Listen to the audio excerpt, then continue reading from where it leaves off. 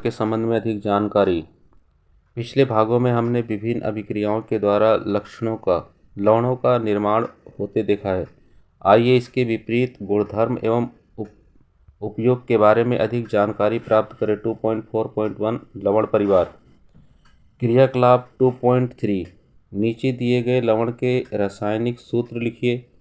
Potassium sulphate, sodium sulphate, calcium sulphate, magnesium sulphate, copper sulphate, sodium chloride, sodium nitrate, sodium carbonate एवं ammonium chloride. उन अम्ल एवं क्षारक को पहचान कीजिए जिससे उपरोक्त लवण प्राप्त किए जा सकते हैं। समान धन या ऋण मूल वाले लवणों को एक ही परिवार कहा जाता है। जैसे सोडियम क्लोराइड एवं सोडियम सल्फेट सोडियम लवण के परिवार हैं। इसी प्रकार सोडियम क्लोराइड पोटेशियम क्लोराइड लवण के परिवार हैं। इस क्रियाकलाप में दिए गए लवणों में आप कितने परिवारों की पहचान कर सकते हैं? 2.4.2 लवणों का पीएच। क्रियाकलाप 2.14 निम्नलिखित लवणों के नमूने एकत्र कीजिए। Sodium chloride, potassium nitrate, aluminium chloride, zinc sulphate, copper sulphate, sodium acetate, sodium carbonate एवं सोडियम हाइड्रोजन एवं कुछ अन्य लवण जो उपलब्ध हैं। जल में इनकी विलेयता की जांच कीजिए। केवल आश्रित जल का उपयोग कीजिए। लिटमस पर इन विलयनों की क्रिया की जांच कीजिए एवं पीएच पेपर का उपयोग कर इनके पीएच मान पता लगाइए। कौन से लवण अम्लीय, क्षारकीय एवं उदासीन हैं? लवण बनाने के लिए उपयोग होने वाले अम्ल या क्षारक की पहचान कीजिए। अपने प्रेक्षणों की सारणी 2.4 में लिखिए। 4 नमक, पीएच, प्रयुक्त अम्ल, प्रयुक्त क्षारक। इस टेबल को भी हम लोग बनाएंगे। प्रबल अम्ल एवं प्रबल क्षारक के लवण के पीएच का मान 7 होता है तथा ये उदासीन होते हैं, जबकि प्रबल अम्ल या दुर्बल क्षारक के लवण पीएच का मान 7 से कम होता है तथा ये अम्लीय होते हैं। प्रबल क्षारक एवं दुर्बल अम्ल के लवण के पीएच का मान 7 से अधिक होता है तथा ये क्षारकीय होते हैं। 2.4.3 साधारण नमक से रसायन। आप जानते हैं कि हाइड्रोक्लोरिक अम्ल एवं सोडियम हाइड्रोक्साइड के विलयन की अभिक्रिया से उत्पन्न लवण को सोडियम क्लोराइड कहते हैं। इसी लवण को हम भोजन में उपयोग करते हैं। ऊपर के क्रियाकलाप में आपने देखा होगा कि यह एक उदासीन लवण है। समुद्री जल में कई प्रकार के लवण घुले होते हैं। इन लवणों से सोडियम क्लोराइड को पृथक किया जाता है। विश्व के कई भागों में भी ठोस लवण का निक्षेप होता है। बड़े आकार के क्रिस्टलीय प्राय अपद्रव्यों के कारण भूरे रंग के होते हैं। इसे खनिज नमक कहते हैं। तो खनिज नमक भी आप याद कर लीजिए। यह खनिज नमक तब बने हैं जब युगों के व्यतीत होने के कारण समुद्र का कोई हिस्सा सूख गया। खनिज नमक का खनन भी कोयले की तरह होता है। आपने महात्मा गांधी के दांडी यात्रा के बारे में सुना होगा। क्या आप जानते हैं कि हमारे स्वतंत्रता संग्राम में नमक एक साधारण नमक रसायनों का कच्चा पदार्थ है? इस प्रकार प्राप्त साधारण नमक हमारे दैनिक उपयोग के कई पदार्थों जैसे sodium hydroxide, baking soda, washing soda, विरंजक चूर्ण आदि के लिए एक महत्वपूर्ण कच्चा पदार्थ है। आइए देखते हैं कि कैसे एक पदार्थ का उपयोग विभिन्न पदार्थ बनाने के लिए करते हैं। सोडियम हाइड्रोक्साइड की हम बात कर रहे हैं। सोडियम क्लोराइड के जलीय विलयन से विद्युत प्रवाहित करने पर यह वियोजित होकर सोडियम हाइड्रोक्साइड उत्पन्न करता है। इस प्रक्रिया को क्लोर प्रक्रिया कहते हैं। तो क्लोर प्रक्रिया भी आपके लिए इम्पोर्टेंट है क्योंकि इससे निर्मित उत्पाद क्लोरीन जिसे क्लोर कहते हो एवं सोडियम हाइड्रोक्साइड जिसे क्षार होते हैं। सोडियम क्लोराइड प्लस जल equal to sodium hydroxide plus chlorine plus hydrogen, ये पदार्थ निर्मित होते हैं। क्लोरीन गैस एनोड पर मुक्त होती है एवं हाइड्रोजन गैस कैथोड पर सोडियम हाइड्रोक्साइड विलयन का निर्माण भी होता है। इस प्रक्रिया से उत्पन्न हुए तीनों उत्पाद उपयोगी है। चित्र 2.8 इन उत्पादों के विभिन्न उपयोगों को दर्शाता है। तो यहाँ पर आप लोगों को इसके जो है विभिन्न उपयोग दर्शाए गए हैं। जैसे क्लोरीन का उपयोग उन्होंने दर्शा रखा है आपको कि जल की स्वच्छता के लिए करते हैं। स्विमिंग पूल, पीवीसी या रोगाणुनाशक CFC कीटनाशक आदि में हम इसका प्रयोग करते हैं क्लोरीन का। इसी प्रकार से आपको जो है उन्होंने हाइड्रोजन का उपयोग बताया है कि ईंधन में किया जाता है, मार्गरीन में किया जाता है, खाद के लिए अमोनिया के रूप में इसका प्रयोग किया जाता है। यहाँ पर आपको कैथोड को दर्शाया गया है। कैथोड है ये कैथोड, इस पर माइनस का चार्ज होता है और यहाँ पर जो आपके पास एनोड है इस पर प्लस का चार्ज होता है। ये नमक के घोल को इधर से डाला गया है और इस जगह पर जो है नमक का घोल सोडियम हाइड्रोक्साइड के साथ। इसका उपयोग कहाँ पर किया जाता है? धातुओं से ग्रीज हटाने के लिए, साबुन तथा अपमार्जक कागज बनाने के लिए तथा कृत्रिम फाइबर को बनाने के लिए इसका उपयोग किया जाता है। आप जानते हैं कि जलीय सोडियम क्लोराइड के विद्युत अपघटन से क्लोरीन का निर्माण होता है। इस क्लोरीन गैस का उपयोग विरंजक चूर्ण के उत्पाद के लिए किया जाता है। शुष्क बुझा हुआ चूना कैल्शियम हाइड्रोक्साइड जिसे आप जानते हैं पर क्लोरीन की क्रिया से विरंजक चूर्ण का निर्माण होता है। विरंजक चूर्ण कैल्शियम ऑक्सीक्लोराइड से दर्शाया जाता है, यद्यपि वास्तविक संगठन काफ़ी जटिल होता है। कैल्शियम हाइड्रोक्साइड प्लस में chlorine equal to calcium oxychloride plus जल। तो ये आपके पास कैल्शियम ऑक्सीक्लोराइड ये आपका जो है विरंजक चूर्ण का फॉर्मूला है। विरंजक चूर्ण का उपयोग कहाँ कहाँ पर होता है? तो पहले नंबर पर वस्त्र उद्योग में सूती एवं लिनेन के विरंजक के लिए, कागज़ की फैक्ट्री में, लकड़ी के मज्जा एवं लॉन्ड्री के साथ कपड़ों के विरंजन के लिए, कई रासायनिक उद्योगों में एक उपाचाय के रूप में पीने वाले पानी को रोगाणु से मुक्त बना। बेकिंग सोडा का उपयोग आमतौर पर रसोई घर में स्वादिष्ट खस्ता, पकौड़े आदि बनाने के लिए किया जाता है। कभी कभी इसका उपयोग खाने को शीघ्रता से पकाने के लिए भी किया जाता है। इस यौगिक का रासायनिक नाम सोडियम हाइड्रोजन कार्बोनेट है, जिसे आप लोग NaHCO3 के नाम से जानते हो। सोडियम बाइकार्बोनेट या फिर सोडियम हाइड्रोजन कार्बोनेट, इसको बनाने में सोडियम क्लोराइड का उपयोग एक मूल पदार्थ के रूप में किया जाता है। तो यहाँ पर सोडियम क्लोराइड है और प्लस में जल और प्लस में कार्बन डाइऑक्साइड प्लस में अमोनिया NH3। इसका उपयोग करके अमोनिया क्लोराइड अर्थात NH4Cl का निर्माण होता है। प्लस में NaHCO3 जिसे आप सोडियम हाइड्रोजन कार्बोनेट कहते हैं, इसका निर्माण होता है। यही आपके पास सोडियम हाइड्रोजन कार्बोनेट है। क्रियाकलाप 2.14 में क्या आपने सोडियम हाइड्रोजन कार्बोनेट के pH के मान की जांच की थी? क्या आप यह संबंध स्थापित कर सकते हैं कि क्यों इसका उपयोग एक अम्ल को उदासीन करने में किया जाता है? यह एक दुर्बल असंक्षारक क्षारीय लवण है। खाना पकाते समय इसे गर्म करने पर निम्न अभिक्रिया होती है। NaHCO3 इसे ऊष्मा दी जाती है। सोडियम कार्बोनेट प्लस जल प्लस कार्बन डाइऑक्साइड निर्मित होती है। सोडियम हाइड्रोजन कार्बोनेट आपका जो निर्मित हुआ है सोडियम हाइड्रोजन कार्बोनेट का उपयोग हमारे घरों में अनेक प्रकार से किया जाता है। बेकिंग सोडा का उपयोग बेकिंग पाउडर बनाने में जो baking soda, sodium hydrogen carbonate एवं टार्ट्रिक अम्ल जैसे एक मंद खाद्य पदार्थ अम्ल का मिश्रण है। जबकि बेकिंग पाउडर को गर्म किया जाता है तो यह जल में मिलाया जाता है तो निम्न अभिक्रिया होती है।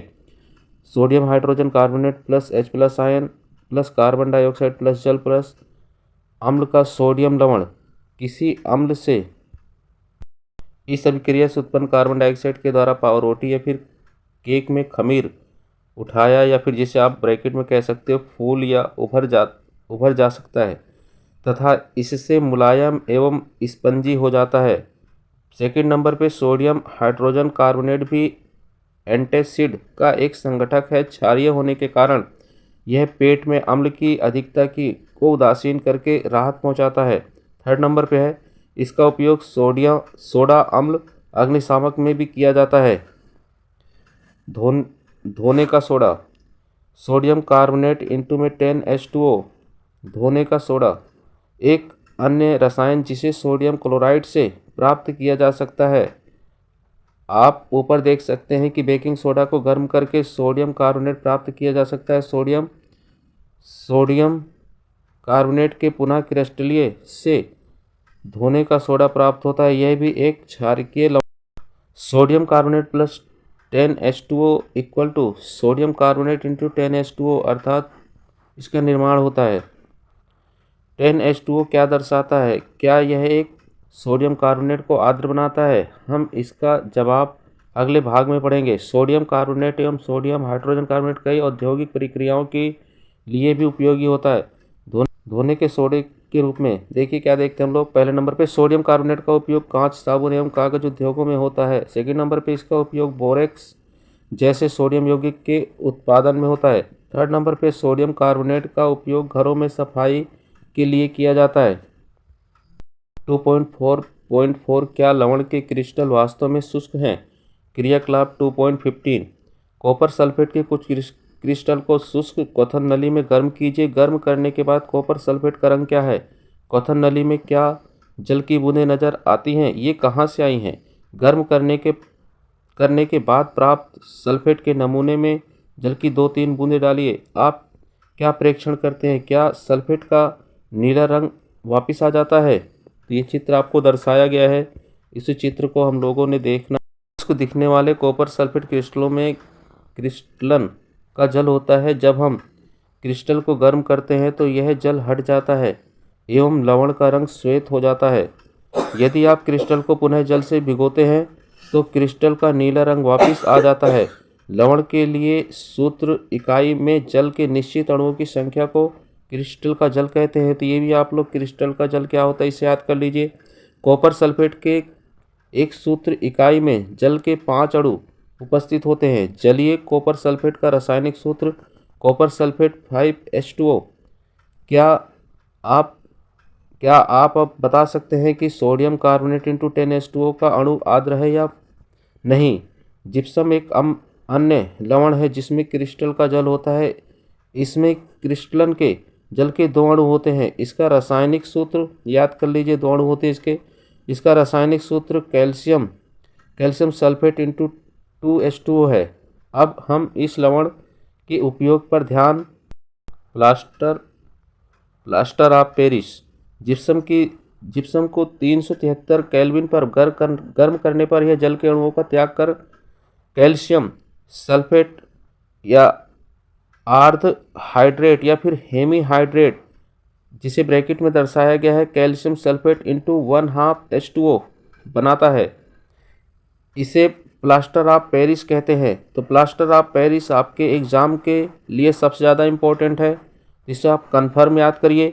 इस पदार्थ का उपयोग डॉक्टर टूटी हड्डियों को सही जगह पर स्थिर रखने के लिए करते हैं। प्लास्टर ऑफ पेरिस एक सफ़ेद चूर्ण है जो जल मिलाने पर यह पुनः जिप्सम बनकर कठोर ठोस पदार्थ प्रदान करता है। Calcium sulphate into 1/2H2O plus में 1/1/2H2O calcium sulphate into 2H2O plaster of Paris equal to gypsum. ध्यान दीजिए कि जल का उपयोग केवल आधा अणु क्रिस्टल के जल के रूप में जुड़ा होता है। जल का आधा अणु कैसे प्राप्त होता है? कैल्शियम सल्फेट का 2 इकाई सूत्र जल के लिए एक अणु के साथ साझेदारी करते हैं। प्लास्टर ऑफ पेरिस का उपयोग खिलौने बनाने के लिए, सजावट का सामान एवं सतह को चिकना बनाने के लिए किया जाता है। पता करें कि कैल्शियम सल्फेट अर्ध हाइड्रेट को प्लास्टर ऑफ पेरिस क्यों कहा जाता है।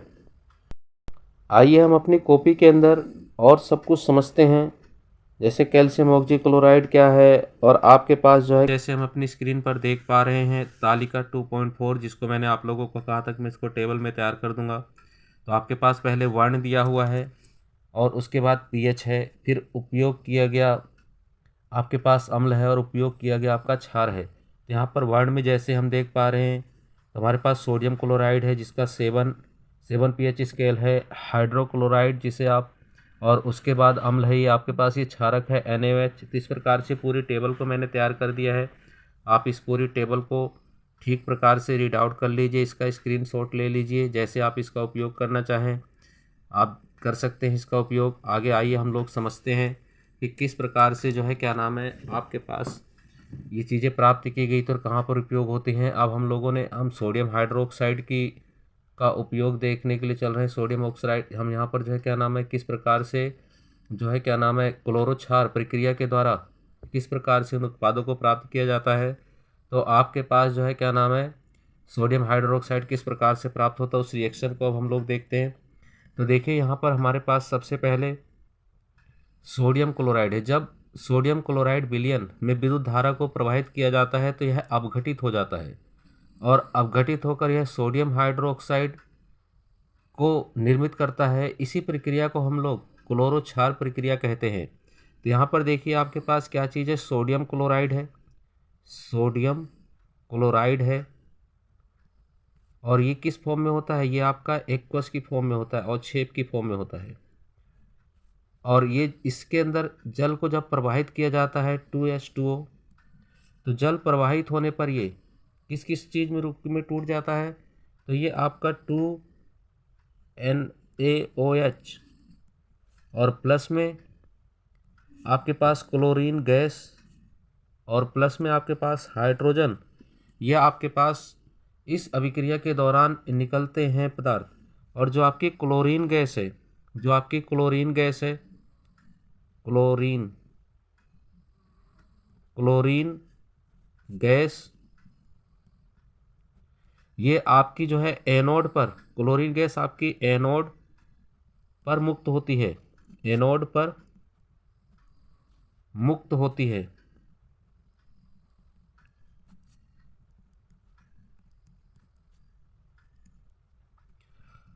और जो हाइड्रोजन गैस है, जो हाइड्रोजन गैस है वो आपकी वो कैथोड पर मुक्त होती है, कैथोड पर मुक्त होती है, कैथोड पर मुक्त होती है। सोडियम हाइड्रोक्साइड कैथोड पर मुक्त होती है तथा यह तीनों के तीनों एक उपयोगी पदार्थ है। कौन कौन से, क्लोरीन गैस, हाइड्रोजन और सोडियम हाइड्रोक्साइड, ये तीनों बहुत उपयोगी पदार्थ हैं। तो इनके उपयोग को हम लोगों ने चैप्टर में भी पढ़ा था। अगर आप विरंजक चूर्ण है आपके पास जिसे आप ब्लीचिंग पाउडर इंग्लिश में बोलते हो, तो इसमें क्या होता है, सबसे पहले जो है हम लोग क्लोरीन गैस, जो क्लोरीन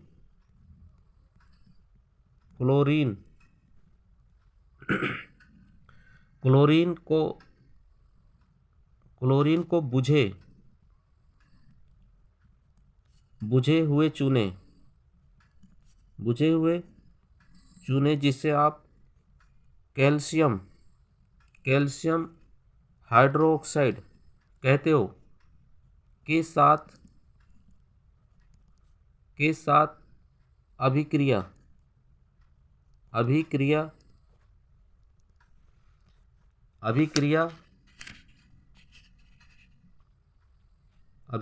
करता है। तो अभिक्रिया करता है और इसके द्वारा विरंजक चूर्ण का उत्पादन होता है। अभिक्रिया करता है जिससे विरंजक चूर्ण का निर्माण होता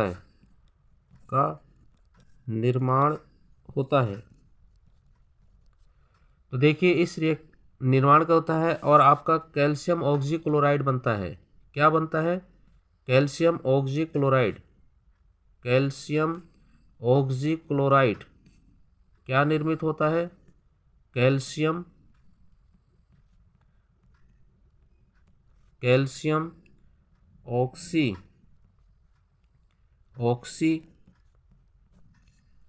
क्लोराइड। और इस रिएक्शन को भी हम देख लेते हैं अपनी नोटबुक में।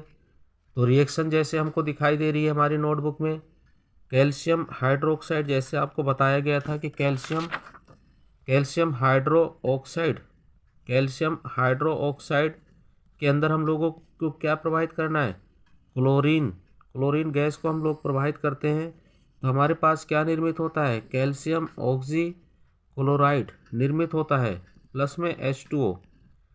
तो ये आपका विरंजक चूर्ण है, ये मैं आप लोगों को बुक में भी बता चुका हूँ और यहाँ पर भी बता रहा हूँ, विरंजक चूर्ण है। तो आप इसके यूजेस वगैरह को याद कर लीजिए, इसे आप बुझा हुआ चूना कहते हो, ये पीछे भी मैंने अपनी रिएक्शन में आप लोगों को बताया है। तो देखिए बेकिंग सोडा आपके पास जो है ये क्या चीज़ है, सोडियम हाइड्रोजन कार्बोनेट है। बेकिंग सोडा क्या चीज़ है, सोडियम हाइड्रोजन कार्बोनेट है। तो यदि हम इसके फॉर्मूले को याद करते हैं तो हमारे पास इसका फॉर्मूला है, हमारे पास इसका जो है क्या बोलते हैं, NaHCO3, इसे आप लोग बोलते हो सोडियम हाइड्रोजन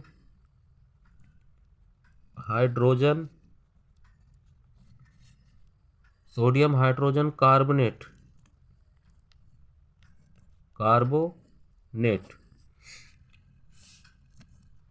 तो इसे हम लोग प्राप्त कैसे करते हैं, सोडियम क्लोराइड के सांद्र व ठंडे विलयन को अमोनिया से संतृप्त करते हैं।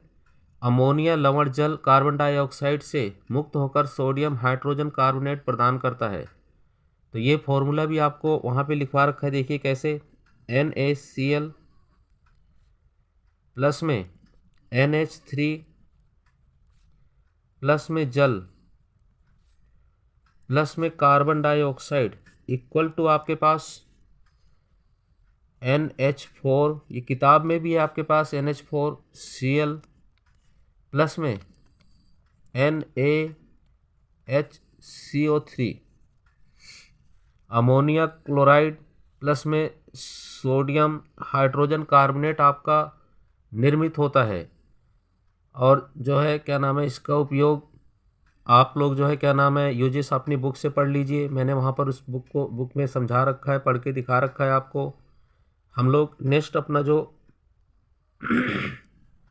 है जिसे हम लोग धावन सोडा बोलते हैं, तो धावन सोडा की हम लोग बात कर लेते हैं। धावन सोडा जिसे आप वॉशिंग सोडा कहते हो, तो इसका देखिए फॉर्मूला क्या है आपके पास, तो इसका फॉर्मूला हमारे पास है Na2CO3 इंटू में 10H2O।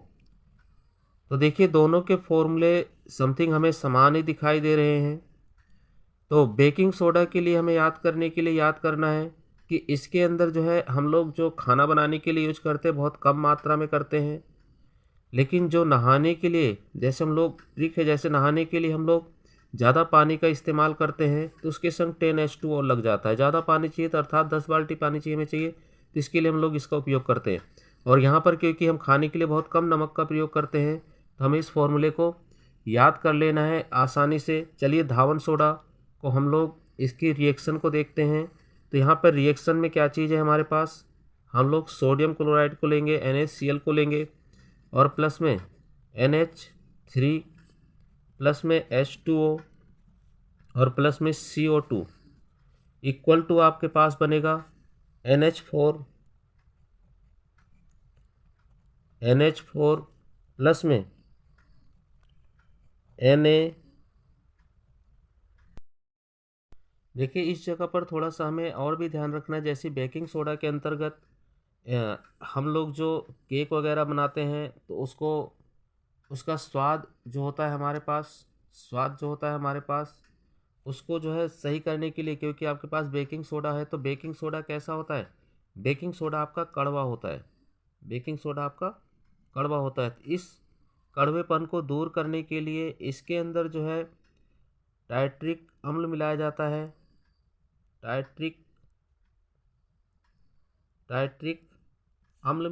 है, जिससे क्या होता है, जो केक होता है क्योंकि उस जो निर्मित होता है तो ये टाइट्रिक अम्ल क्या करता है, उसको अम्ल और क्षार मिल करके उसको समाप्त कर देता है और वह उदासीन हो जाता है, जिससे हमारा केक वगैरह जो होता है वो मीठा लगता है। तो इस चीज़ को हमें और भी ध्यान रखना है कि उसके अंदर टाइट्रिक अम्ल को क्यों मिलाया जाता है। तो यहाँ पर देखिए हमारे पास जो रिएक्शन है वो रिएक्शन है हमारे पास NH। इसको रिएक्शन को मैं यहाँ पे नीचे लिख दे रहा हूँ एक बार काट के। यहाँ पर देखिए रिएक्शन क्या आई आपके पास, वो reaction I NH4Cl sodium chloride नहीं अमोनिया क्लोराइड और प्लस में आपके पास NaHCO3 इसी रिएक्शन को हम लोग आगे की तरफ देखते हैं। इस रिएक्शन को हम लोग आगे की तरफ और देखते हैं तो देखिए हमारे पास क्या होता है। अगेन हम लोग अब जो है क्या नाम है फिर से सोडियम हाइड्रोजन कार्बोनेट को गर्म करते हैं।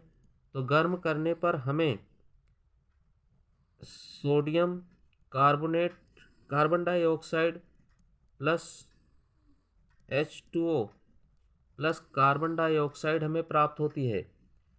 तो अगेन हमें जो है क्या नाम है हम इसको क्रिया को रिएक्शन को कराते हैं तो Na2CO3 plus 10H2O equal to हमें जो मेन इक्वेशन में प्राप्त होती है वो प्राप्त होती है Na2CO3 इंटू में 10H2O। तो जो हमारे पास धावन सोडा होता है वो क्रिस्टल की फॉर्म में होता है, तो यहाँ पर ये हाइड्रेट फॉर्म में है। तो यही होता है सोडियम कार्बोनेट, जिसे आप सोडियम हाइड्रोजन कार्बोनेट भी कहते हो, इन 10H2 अर्थात ड्राई फॉर्म में मौजूद होता है। आइए हम लोग अपनी बुक से आखिरी रिएक्शन को देख लेते हैं। तो हमारे पास आखिरी रिएक्शन है हमारे पास। तो आखिरी रिएक्शन हमारे पास क्या है, आप लोगों ने प्लास्टर ऑफ पेरिस का नाम सुना होगा, तो देखिए यहाँ पर हम लोग नेक्स्ट वाली हमारी जो रिएक्शन है उस रिएक्शन की हम लोग बात करते हैं। तो चौथी हमारे पास जो रिएक्शन है प्लास्टर ऑफ पेरिस, तो क्या चीज़ है वो प्लास्टर